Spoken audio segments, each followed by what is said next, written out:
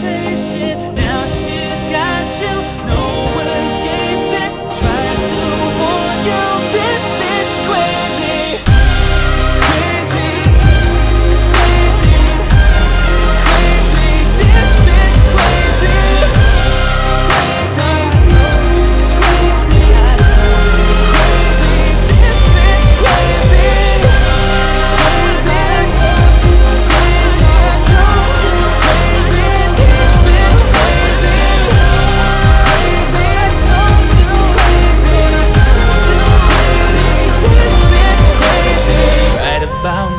Trying to see if you're down, trying to see what you'll drink so she can send you around. Right about now she trying to see who you with, trying to see if you're lit before you take the last sip. Right about now it's an all-night deal, murder in high heels, that girl is dressed to kill. Right about now when the lights come on and you're all alone, don't let her take you home.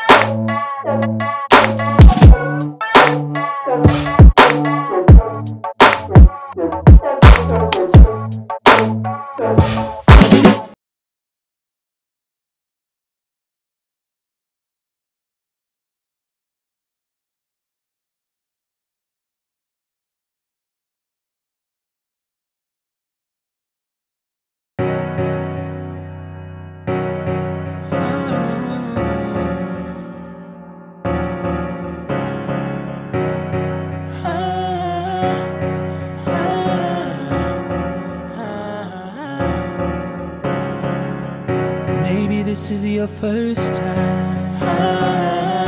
Maybe I don't have everything you wanted. You should give this love a try. This could all be done before we even started. I'm just trying to make this last. I know you've heard it all before. You know you can't erase the past, so you gon' have to let that go. I'm nothing like these other guys. I'm just trying to show you more. I can tell it's on your mind, so maybe we can take it slow. We can't fix broken hearts when it feels like this, torn apart. But if I can have yours, you can have mine. We'll get stronger, stronger if we just give it some time. Maybe I just don't trust love. Maybe I don't know anything about it. If I take this chance on us, I'm afraid that I may end up broken-hearted. I'm just trying to make this last. I know you've heard it all before. You know you can't erase the past, so you gon' have to let that go. I'm nothing like these other guys. I'm just trying to show you more. I can tell it's on your mind, but maybe we can take it slow. We can't fix. What's up, guys? How's it going, everybody? Welcome to another exciting edition of Ground Reports. Today we're going to talk about dynamic creatives. There's a lot to go over. I want to make sure that the stream's all good here before I do start. I want to make sure everyone has a chance to get in here before I start as well. So I'm just going to let some people funnel in. If you're here, give us a shout out in the chat. Let me know that you are here. I'd love to know who's joining us. I hope we have a fair amount of people here today because I think it's pretty important, the different things that we're going to go over. So I just want to make sure that we establish some critical concepts before we talk about dynamic creative ads. Dynamic creative ads are an awesome innovation, an awesome addition to Facebook ads as a platform. So I'm very excited about them. I'm very excited to talk about them. So we'll kind of get right into it. But yeah, if you're in here, let me know. Shout me out in the chat. I would love to see who is here. I'm going to turn up my audio a little bit just so you guys don't have to adjust anything. Check, check, check. That's better. I hope that's better. So yeah, let's get right into it. Let's go over some topics. So first, I think before we get into dynamic creative ads, how they work, we want to talk about how Facebook ads works in general. So first, let's talk about how a regular ad campaign may work, right? Let's take an example of like a magazine. Magazine like Sports Illustrated has a readership, right? And let's say it's 20,000 people who get Sports Illustrated every month. It's probably much more than that, but let's just take that as an example. So you have 20,000 people. You can buy an ad in Sports Illustrated. There are no adjustments to any parameters of that ad except the placement of it, the size of it, and what's in it. So when you run an ad in a traditional sense, you are getting maximum reach because you're going to reach every single person who buys that magazine and reads through it.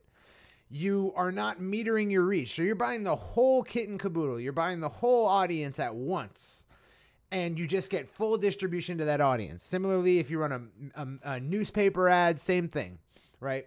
What's up, Barikati? What's up, Surreal Nation? I hope I pronounced your name right. I'm terrible with names. I butcher them every time I try to pronounce them. For some reason, I can get the pronunciation of words right, but not names. So I apologize if I totally mangled that. But good to have you guys in here.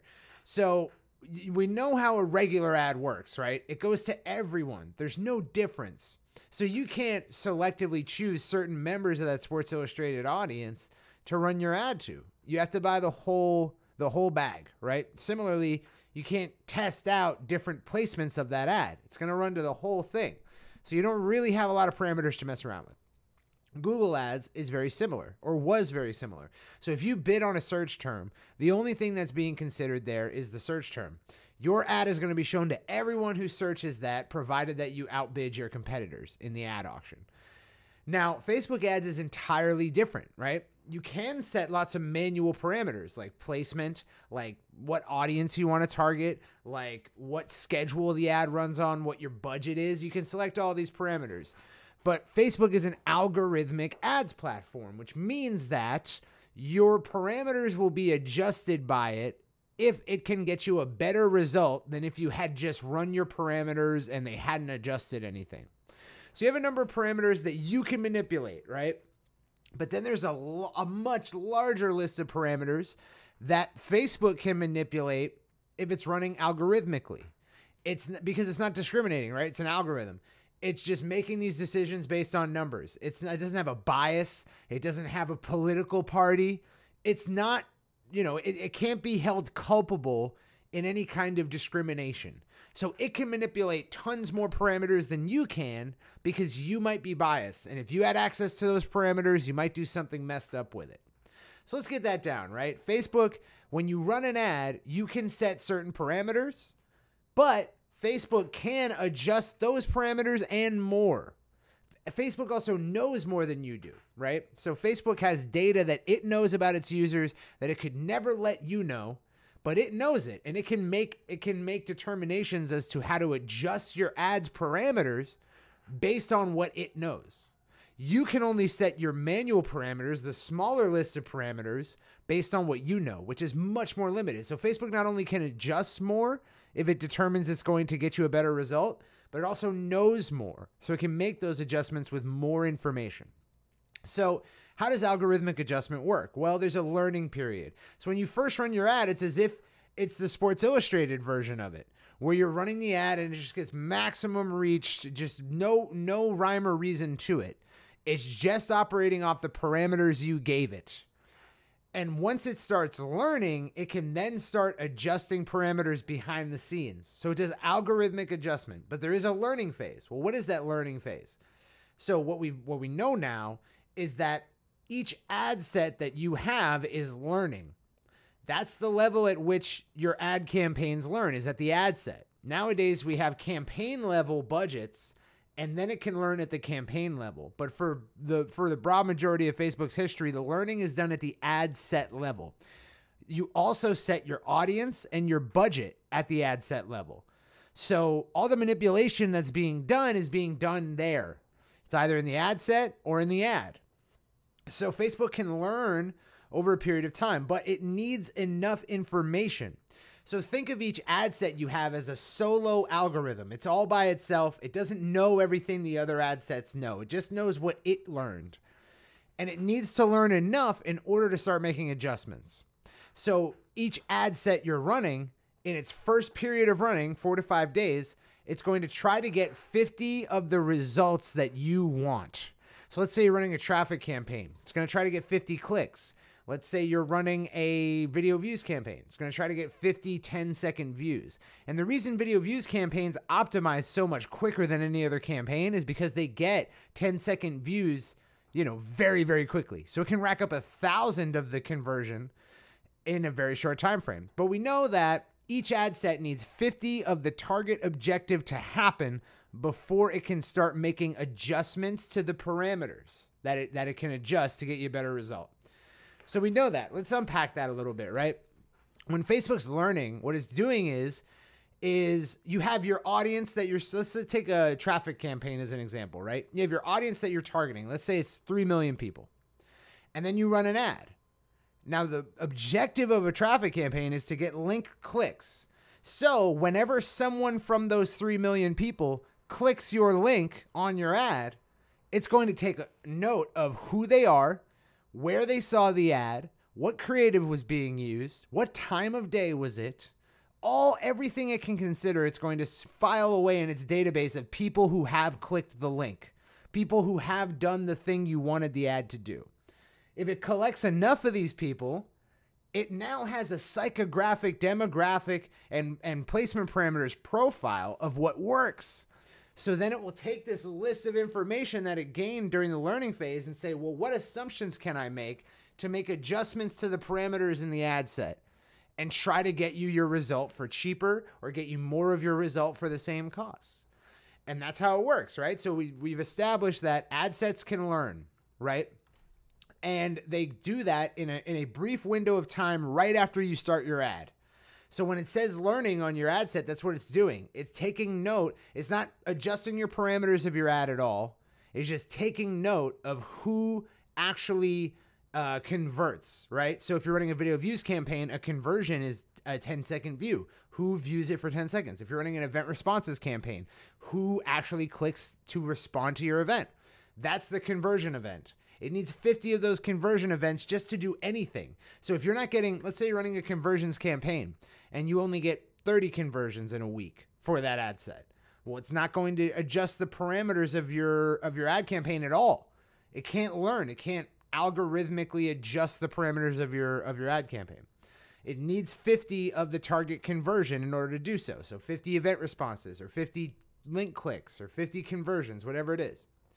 So we know that about it, right? It learns. Now, what parameters does it adjust? Well, if it can make a useful inference, like let's say you have 50 people, you're running an event response campaign for 4 to 5 days. You get the 50 target event responses that you wanted. So Facebook looks at these 50 people and it says, what's true of all of them? Are they within a certain age range? Because if all of those 50 people, or a broad majority of them, are, 35 to 45, it's going to start limiting down the distribution. So it's going to spend more money on people who are 35 to 45 than it otherwise would have if it was just let to run on its own.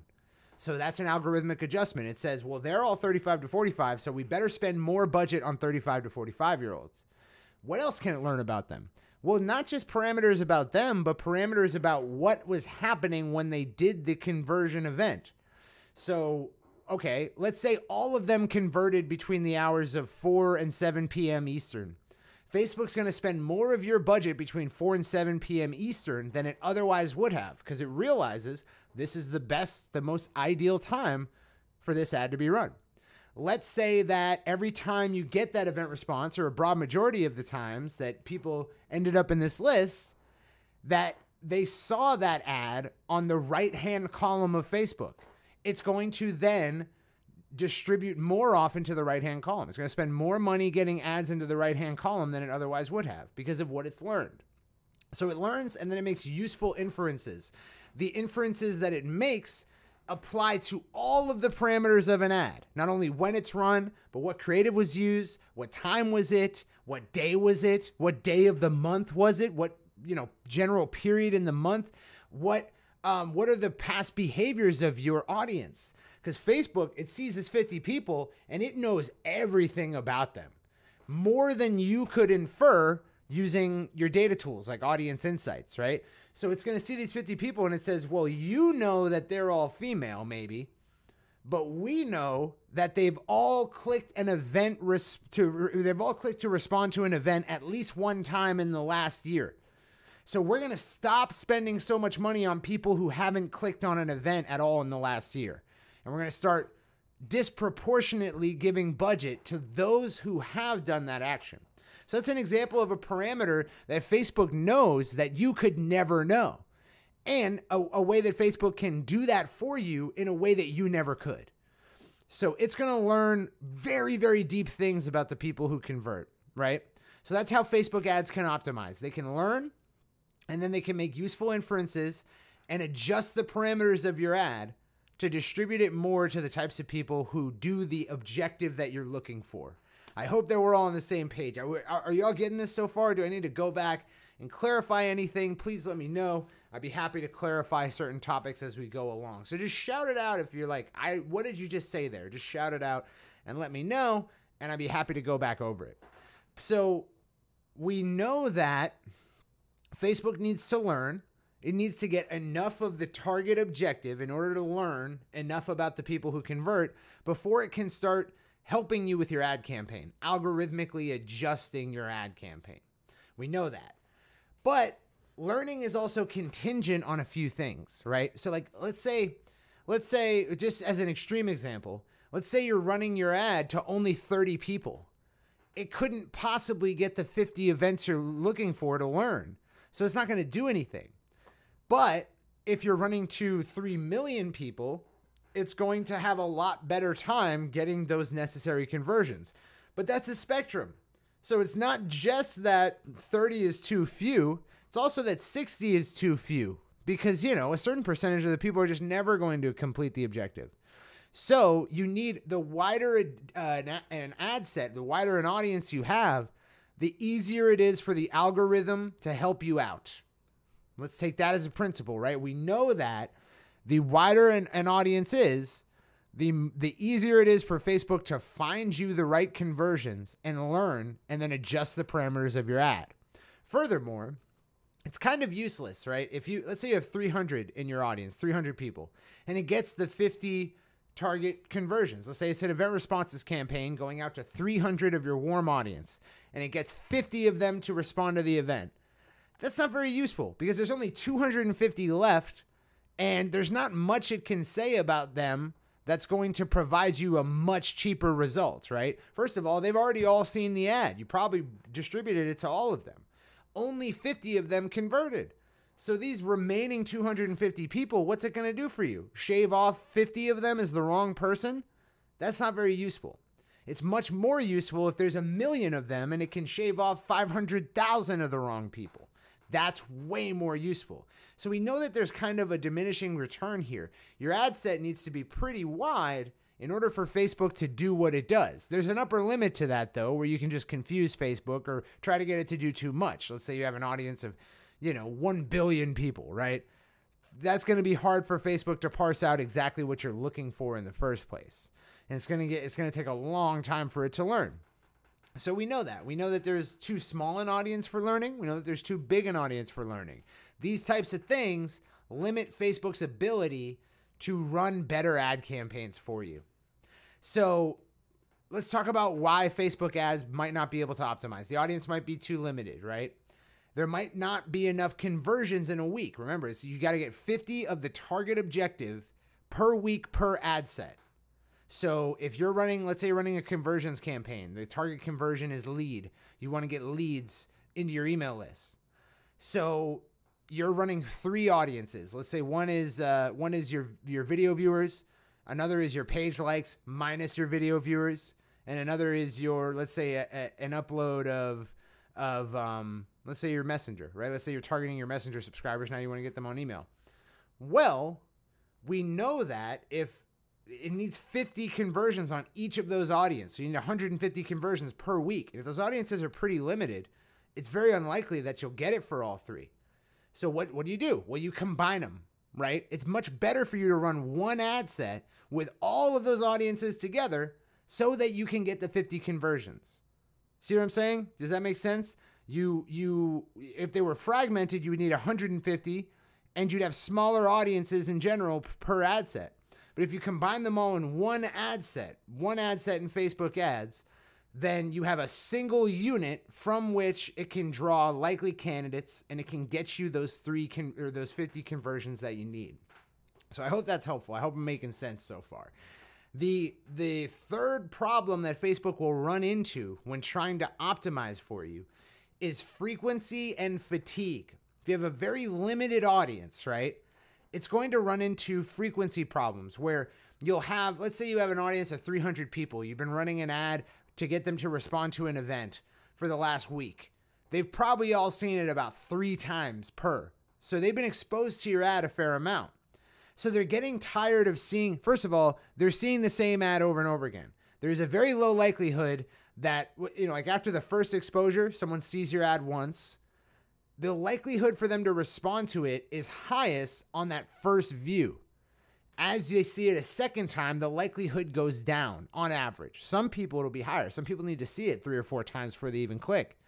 But for the broad majority of people, If they see it once and they don't convert, they're not very likely to see it again and then convert. Okay? So we know that that's true, right? There's a law of diminishing returns here. So that means that if you're running one ad to this whole audience, they're very quickly going to get tired of that creative. They're going to become blind to the ad you're running. So we know that that's a problem. It's a problem because it's going to limit your ability to get the conversions that Facebook needs to optimize. And it's going to quickly start beating people over the head with the same creative. So people are going to get tired of you. And then the last thing that makes it difficult for Facebook to optimize or might run you into trouble is called negative versus positive feedback. That is, whenever someone clicks on your ad, whenever someone clicks the link, whenever someone watches the video, whenever someone comments, whenever someone engages with it in a positive way, that goes into this general metric called positive feedback. Facebook recognizes it as positive feedback on your ad. People are responding to it well. Now, this gets folded in to calculate your relevance score. So when you see your relevance score, you're really seeing how much positive to negative feedback do I have. A relevance score of 10 means you have tons of positive feedback and almost no negative. Relevance score of 9 means you got tons of positive feedback, but you might have a little bit of negative feedback. So that's how the relevance score gets calculated. Now, when you have an ad that's been running for a while, even if it's got tons of positive feedback, if it has lots of negative feedback as well, which is, let's say someone scrolls right past it, boom, that's negative feedback. Let's say someone reports it as spam, negative feedback. Let's say someone, puts in the laughing button in clearly a way that's malicious. That's negative feedback. So Facebook knows when people aren't responding well to your ad, and that goes into negative feedback. Even if you have high positive feedback, if you also have high negative feedback, Facebook will start to charge you more for your ads, because you're ruining the user experience for all those users who responded negatively. So when an ad gets old, it skyrockets in negative feedback, your ad costs go up, and Facebook's generally pissed off because you're ruining the user experience. So you're getting squeezed out in the ad auction. You're not getting good results. So we know all that, right? Facebook ads, their ability to optimize, their ability to get you a cheaper and cheaper result always is limited by how limited the audience is, how many conversions you're able to get per ad set per week, which it should be at least 50. The frequency and fatigue of a given ad. How many times have people seen the same ad over and over again? And the negative versus positive feedback that is accumulated on that ad. Typically, this is represented as a post. So each post ID in Facebook has a positive and a negative feedback score. So, okay, we've gone over a lot, right? We've gained some ground here. I want to make sure that I'm not overwhelming anyone. So once again, at any time, if you don't understand something I'm going through, I'd be happy to go back over it and clarify. Just shout it out in the chat, and I got your back. So moving on. Now we're at a good place to talk about why dynamic ads are so helpful, okay? Facebook, number one, Facebook has a lot more parameters to play around with. So first of all, let's clarify what are dynamic ads. Dynamic ads are, so when you're setting up an ad campaign, right? Let's say it's a video views campaign. And you've got your ad set, and now you're building ads within that ad set. Well, you can build one ad and then another ad and then another. You have 5 ads in this ad set, and Facebook will cycle through them to find the best ad, and then it will probably distribute a majority of your budget to that winning ad. This isn't very scientific. It's not a true split test. Facebook makes some quick and dirty assumptions when you're running many ads in one ad set. Now, when you turn on dynamic creative, it limits you to having just one ad in that ad set. So you have to choose either you want to use image or video for your dynamic creative. But once you've chosen that, you can now add up to 6 different videos. You can add, I think it's 6 or 7 different post texts, so the text that is above your video. You can add 6 to 7 call to action buttons. You can add 6 or 7 headlines, 6 or 7 link descriptions. So you can put many, many iterations of each section of the ad in this single ad. And Facebook will mix and match them all up together to find you the right one. Now, why is this advantageous over just putting in 20 ads? Well, number one, it's a lot of work to just mix and match up, different creative to get 20 ads and then manage all of that.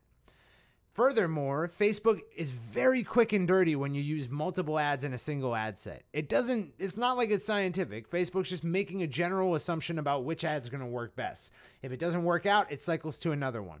The problem with that is that, let's say you have 3 post texts, 3 images, 3 headlines, and 3 link descriptions. So 3 times 3 is 9, times 3 is 27, times 3 is something like 81, right?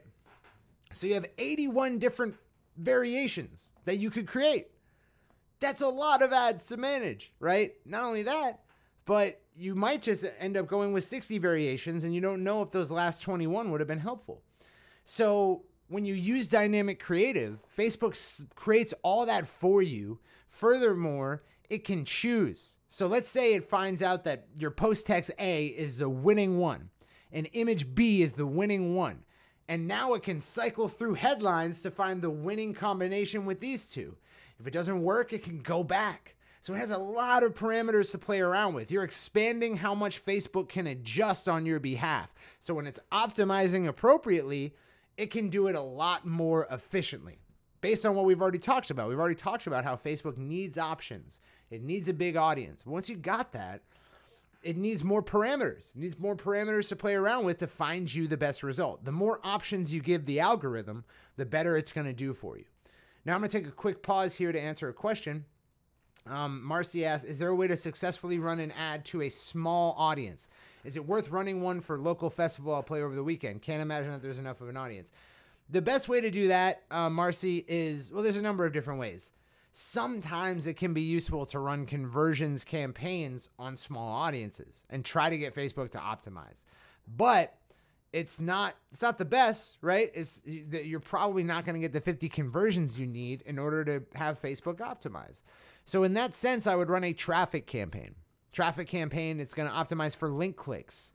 So if you got a really small audience, you could still probably get 50 link clicks, and that's going to get you a little bit closer algorithmically. Or you can run a reach campaign where Facebook doesn't optimize for you at all.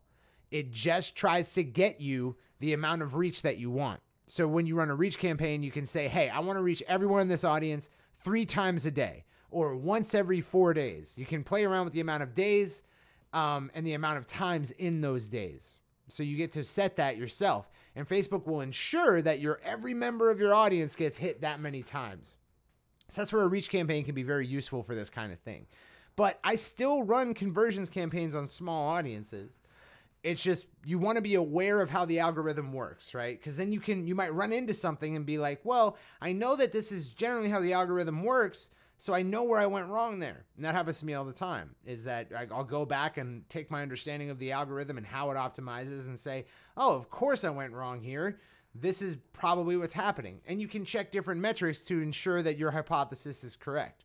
So yeah, I would run a traffic campaign to your ticketing page, and play it out at a light spend, because now you don't have the confidence of giving Facebook a big old budget and just letting it run like you would with a video views campaign.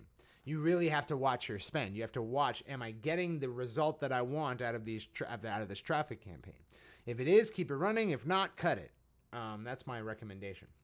Okay, so we know that dynamic ads are helpful because Facebook has a lot more parameters to play around with. It can adjust different things to find you cheap pockets of results. But dynamic ads are also helpful because they fight frequency and fatigue, right? If Facebook decides headline A, post text C, and image D, and then link description E, that's your winning combo. And it runs that for a week. But then all the people who are going to convert with that combination are gone. They're long gone. They've already converted. And Facebook is just trying to show this non-winning combination. It's no longer winning because you've already converted all the people who respond to that. Now, with a dynamic creative ad, it can swap out headline A, and it can try headline B with that combination. It can try different things.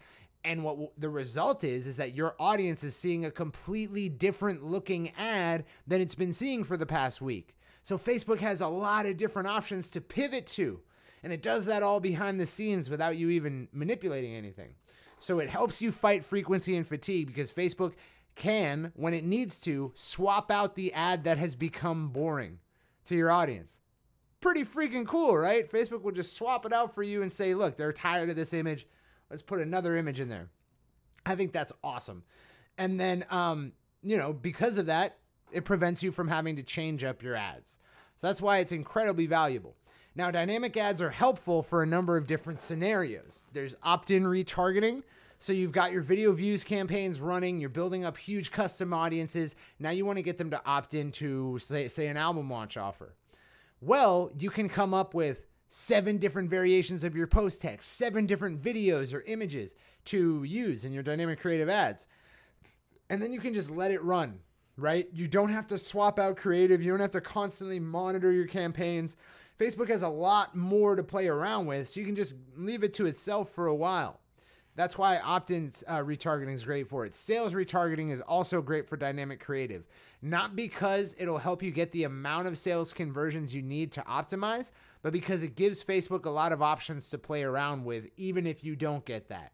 Even if you don't, Facebook will be able to cycle through different variations. So instead of hitting your audience over the head with the same sales ad for a month, you're giving them 9 to 90 different ads that they can play around with, that they can, respond to. So it seems as if you're running a whole gigantic, multiple creative campaign, but you're not. You're just running one ad and it's doing all that work for you. It also works really well for event responses campaigns. It works really, really well because, once again, it gives you the sense of omnipresence, right? I just saw an ad from this band. Now I'm seeing a completely different ad from this band. Oh, they're going to be in town this week. It's really blanketing them with a lot of different media, a lot of different creative. Now, there are certain scenarios where dynamic ads are not helpful, right? Dynamic ads are not helpful because they don't stack social proof. Every different variation that Facebook tries out with all of the different dynamic creative parameters you gave it has a new post ID. So it has a new set of engagement on it, new comments. There, you might have 90 different post IDs out there circulating. So they don't accumulate social proof very well. And that's why dynamic creative ads are not advisable for fan finder campaigns. Top of funnel, where you really are relying on the social proof you're building on this post. You're trying to create an asset of a post. That doesn't work so well with dynamic creative, right? Now, we have ads circulating for Entrepreneur right now for our targeting cheat sheet that are using dynamic creative. And because they're our main traffic source, they're accumulating a little bit of social proof. But there's, you could pop into one ad and there's 80 comments. You pop into another, there's like 2 likes, right? So it's not very adequate at gaining social proof. So we don't use it for fan finders.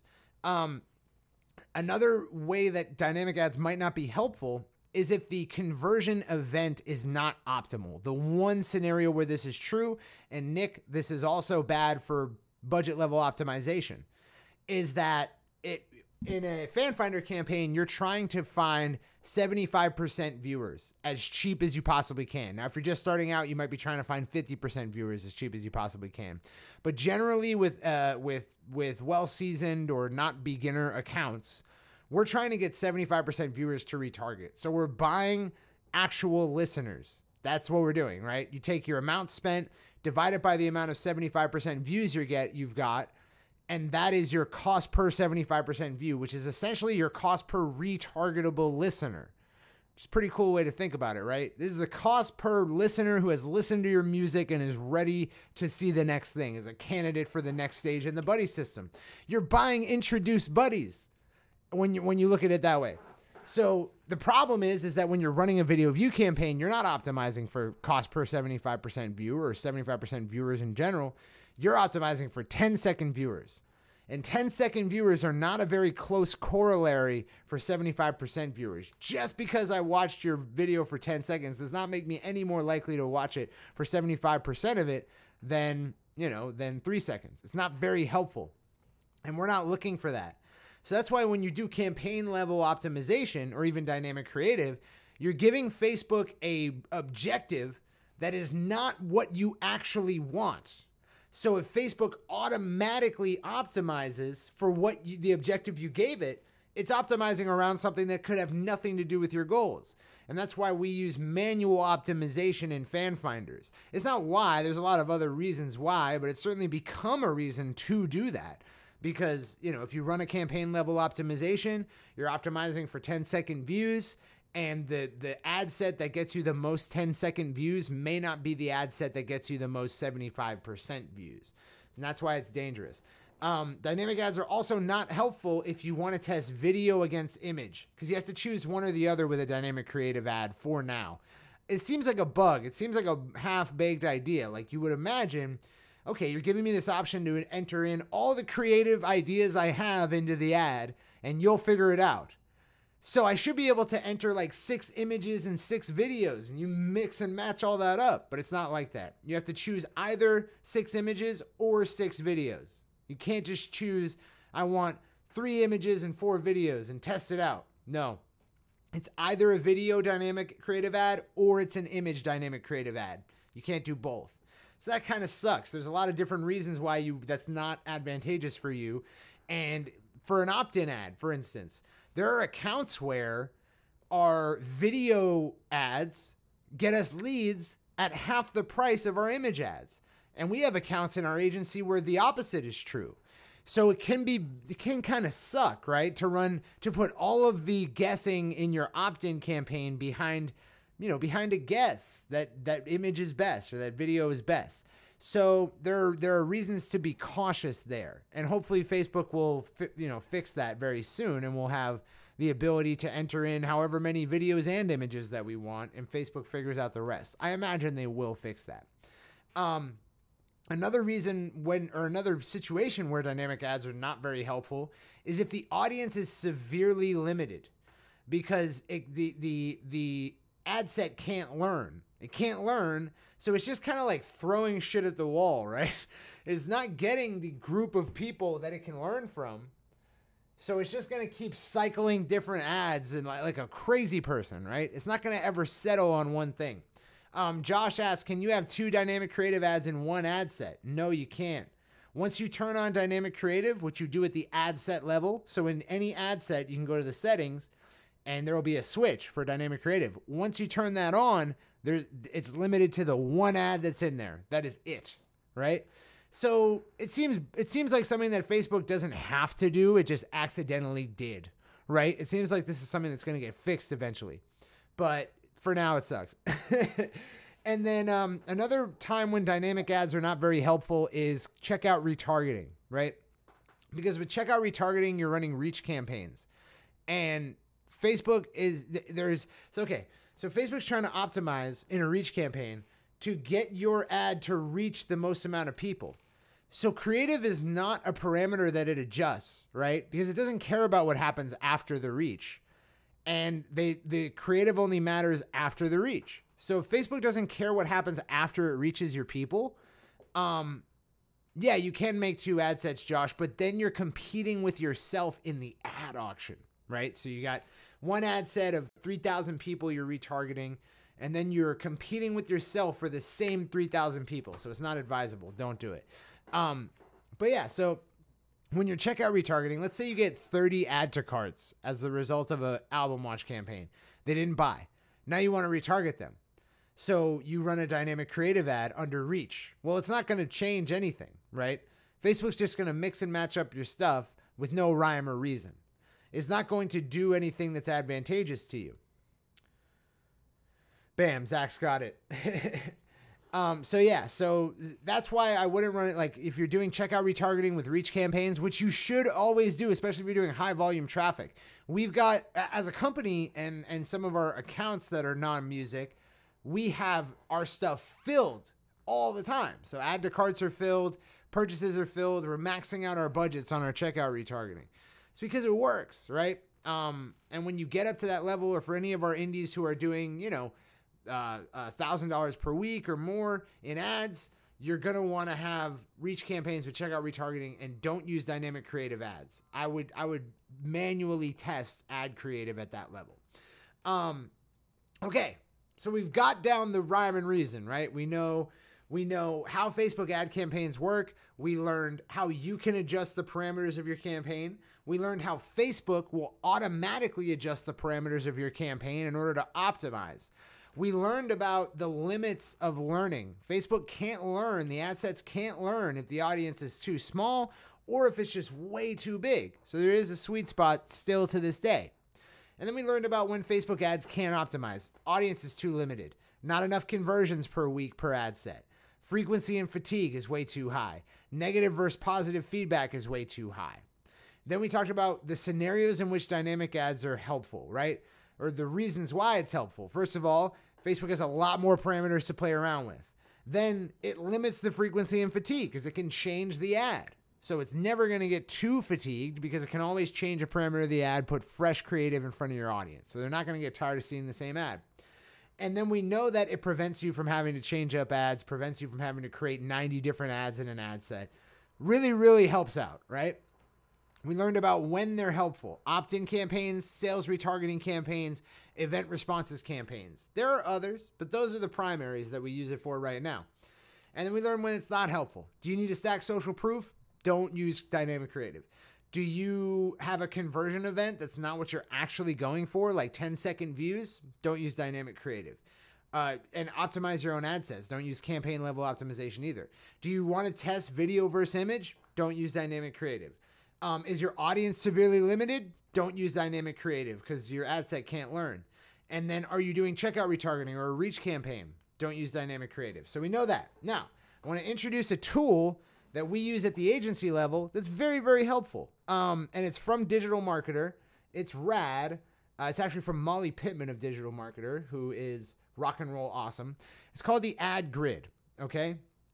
Now, it's a great tool. I think they introduced it on their podcast. You can find that podcast and download the resource. But essentially what it does is it's a spreadsheet where you list your buying profiles across the top.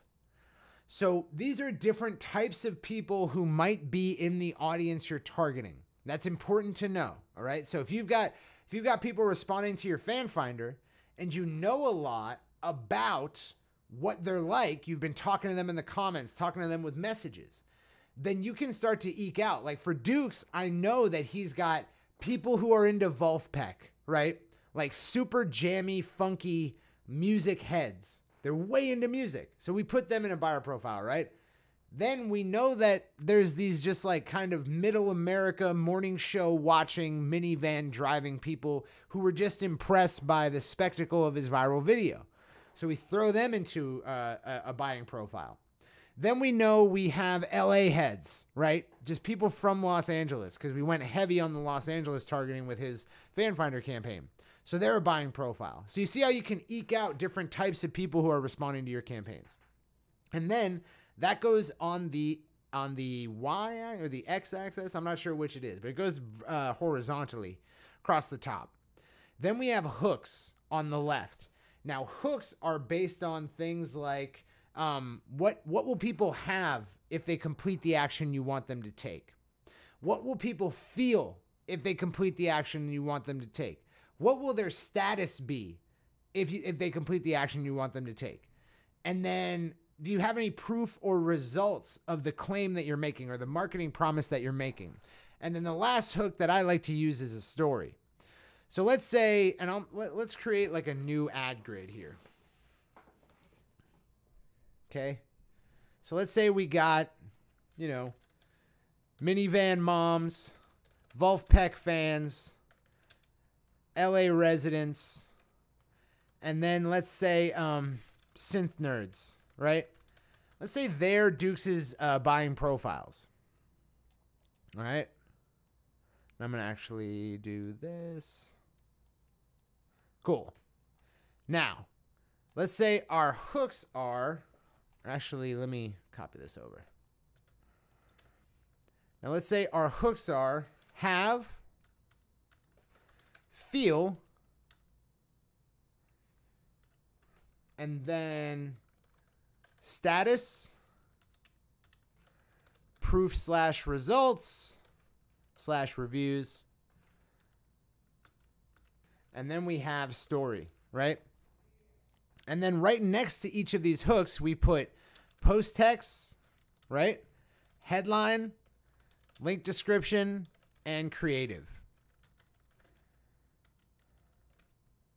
So let's copy that, put it here, put it here, put it here, and here. Very cool. So I'm going to just do some light fixing this up a little bit. Just give me 1 second.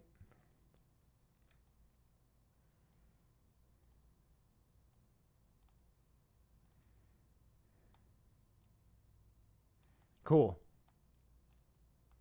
Okay, so now we have the parameters that we need in order to create some compelling creative, right?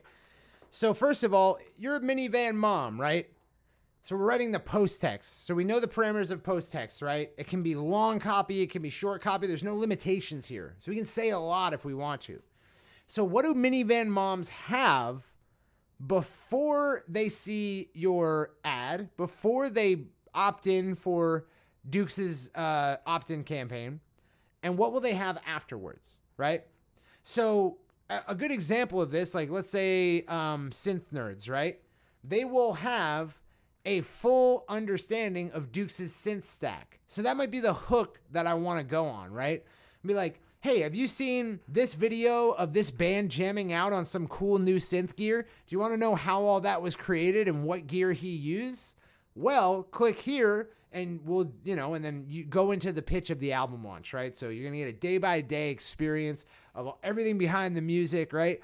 So now we have a hook, we have an audience, and we know how to write to that audience. We also know where we're writing for. So in the post text, you can do a lot longer copy than you could do in the headline. Headline needs to be short and punchy. It's quite often the case that the headline will be the same for all different buyer profiles. And I'll show you a fully done one, right? We have one of our clients is a athletic tape company, right? And I'm not going to show you too much of this. I actually can't because it's a little bit of a it's a little bit of a under wraps kind of thing. But just to know that they want to sell athletic tape. Who are they selling to? Athletes, power lifters, right? Coaches, stuff like that. So they want to sell this athletic tape, and we need to use the headline to direct them to the offer. So the headline's often going to be the same because you're not creating different headlines for different audiences, because the direction to the offer, the call to action is always going to be the same. But the post text differs dramatically. Similarly, the link description might differ dramatically because you have a little bit more space than the headline to include in the link description, right? So that's helpful as well. And then creative can be wildly different, right? We might show minivan moms jamming out in their car, in order to give them to drive the point home that they're going to have, more street cred with their kids, right? Or they're going to feel, like they're cool again, like they're part of the gang, right? They're not on the outskirts of what their kids are doing. They're right there in there with their kids. Or their status, right? Their status is going to be greatly improved. They're the cool mom, right? So we have all these different hooks. We have different areas to create text and create, adding creative. This is a great tool. I can't tell you how much time this saves. I cannot tell you how much frustration the ad grid idea saves for me. It's not my idea. It's Digital Marketer, and I follow it religiously. I use it all the time. So I would suggest that if you're going to do a dynamic creative ad, that you create an ad grid. Once again, buyer profiles at the top. On the left-hand side, you have different types of hooks, and then you have the different places where you're going to need creative. So post text, headline, link description, and the actual creative, the video or the image. So we know that we got that down, right? Just to go over a little bit more on the hook side, status has to do with, and we're mostly status driven. So I try to go heavy on status. Status is like, what will other people think of you after you complete this action? What benefit do you get out of this? This isn't just for marketing products, guys. This is for marketing your music most definitely. If you can adhere to this, if you can try to think of everything in the context of this, you will kill. You'll do so much better than anyone else because you're starting to take a marketer's mind to the challenge of marketing your music.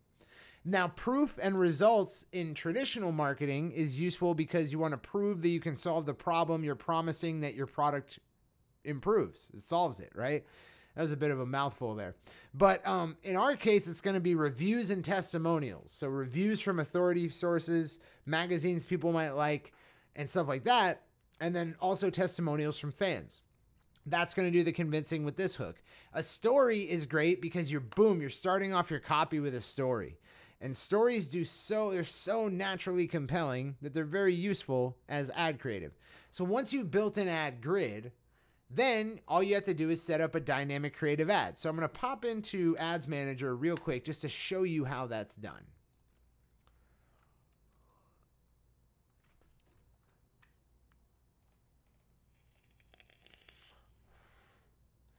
Let me pull up my Ads Manager real quick. Make sure I'm not divulging any sensitive data from our clients. Here, let me pull up mine. Great. All right.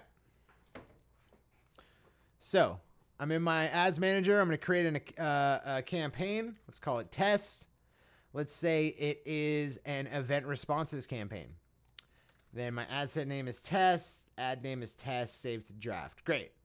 So whatever campaign that you're starting, this is the process. To make it a dynamic creative ad, first go to your ad set level, which you can access just by clicking in this helpful window in the second level down, or you can click the ads tab, the ad sets tab. Once you're in looking at your ad set, you'll see, oh, I don't think I can do this for, they must have changed this. It won't let me do dynamic creative for this event responses campaign. That's pretty bizarre. That's news to me, man. Or maybe I've copied over. That might be it. Here, let me set this up. It's a little bit of egg on my face. Yeah, I have a event responses campaign running right now with a dynamic creative ad, so that's pretty alarming. But yeah, so you in I guess any campaign besides event responses, unless I just haven't unlocked it in this all new ad account. You guys can tell me if that's true or not, but either way, for most campaign objectives, and I presume for event responses, but I'm not seeing it, you have this switch at the ad set level, right? So right underneath the ad set name and the traffic window, you have dynamic creative. When you switch that on, it makes this ad that was previously here a dynamic creative ad. So we go to that and we see this ad option, right? So I can type in my text here, and then I can add another post text, right? I think I can add, let's see what the limits are on this. So that's 2, that's 3, that's 4, 5. Okay, I can do 5 post texts. And then let's see how many headlines I can do.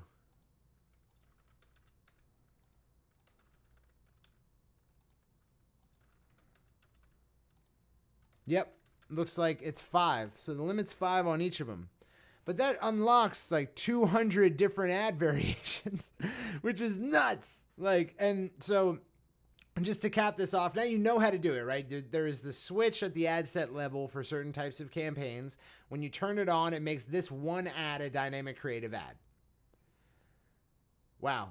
Yeah. Okay, cool. And then, so let's close that out. And I just want to talk about one last thing, which is that this used to be done, just so you guys know, right? Like I've been in agency teams in the past where we run something called the Michigan Method, which was developed by Dominate Web Media, parts of the hosts of Perpetual Traffic, the podcast.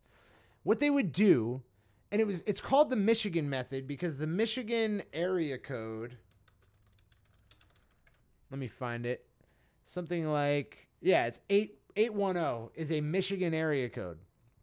And they call it the Michigan Method because they used to have 810 ads in a single ad set. And they would have 10 ad sets. So you're talking about thousands of different ad variations that they would have to use. And they would build each ad individually. There's no tool to automatically do that. So Dynamic Creative solves the problem of having to do that. It allows you to test many, many different variations, many, many different ideas in order to cycle through and find the winning creative. And then you can scale that. So I really love Dynamic Creative. It solves the issue for me of guessing which creative to use. I don't have to guess. I can try out tons of different variations and I can let Facebook figure it out. Furthermore, if it doesn't, if the first one is not optimal for very long, no worries, because Facebook is going to cycle back through and find me the next optimal one. So I love dynamic creative ads. I love them for opt-ins, for sales campaigns.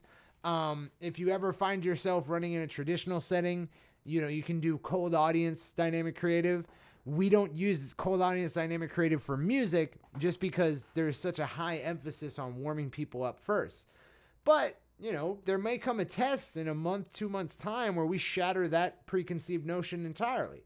So I'm happy to pass this new update along to you guys, talk about why it's valuable in the context of what I already know about the algorithm, and then set you loose to test, right? I've given you some parameters here that will prevent you from doing too much damage in your ad account, but certainly you should push the boundaries and test with this because Facebook's rolling out these features that change the game for us, right? So eventually one of these features is going to come along and it's going to make something we know to be true, a truism in our community, obsolete, right? And certainly some of that's been done with this dynamic creative setting. So I'm excited to see you guys test with this. Okay, so yeah, that's a great question.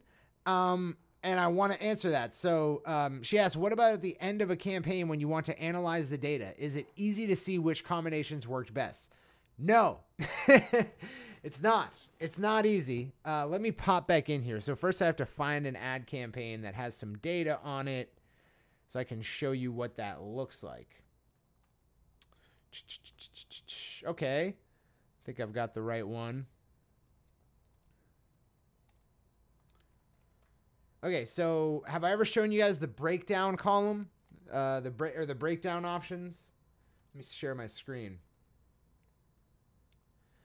Nick, have, feel, status, story, and then authority, which can be proof, results, reviews, testimonials, all that fits under authority. Okay, so what we're looking at here is Dukes' ad account, right?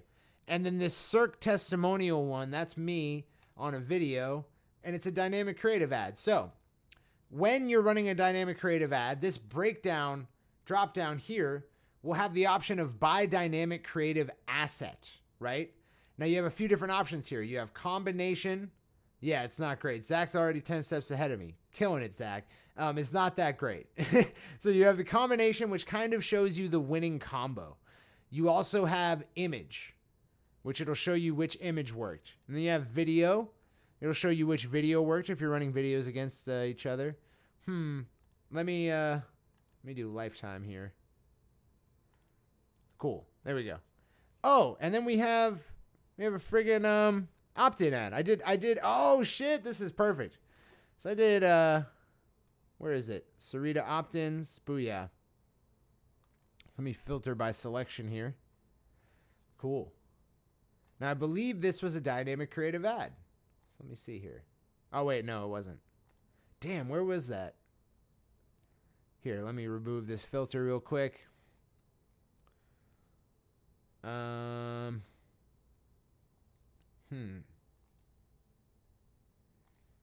That's weird. I totally had it.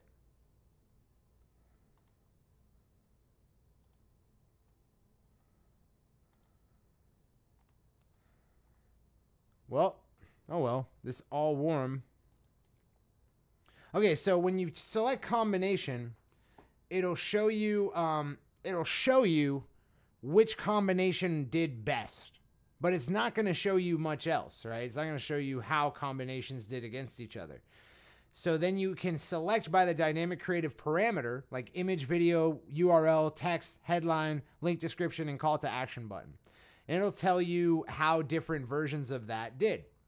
So let's select video, and we see here that this when you start to feel video got 6 website leads, right? So that's pretty good. That's not what it was going for, though. It was going for landing page views. I think this was a hyperfollow campaign, if I'm not mistaken. So yeah, it couldn't tell us much about what happened thereafter, but really cool.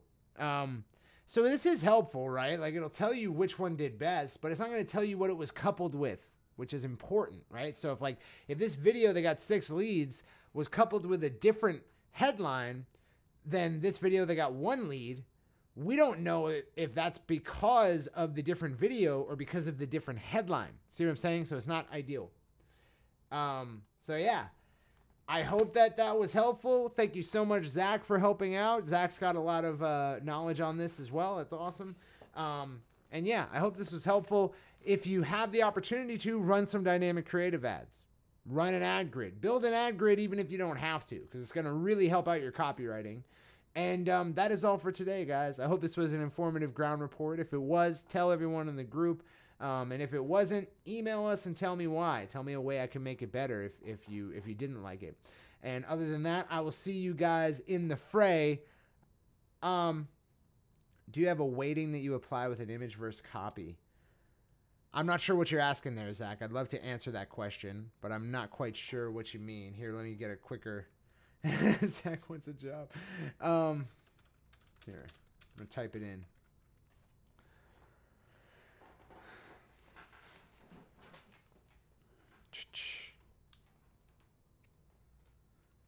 Marcy, if you search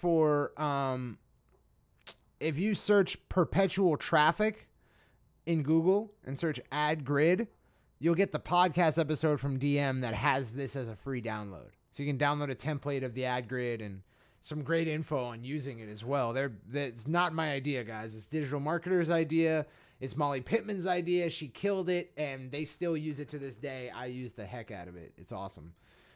Zach, just waiting for clarification on the weighting question, and I'd be happy to answer it.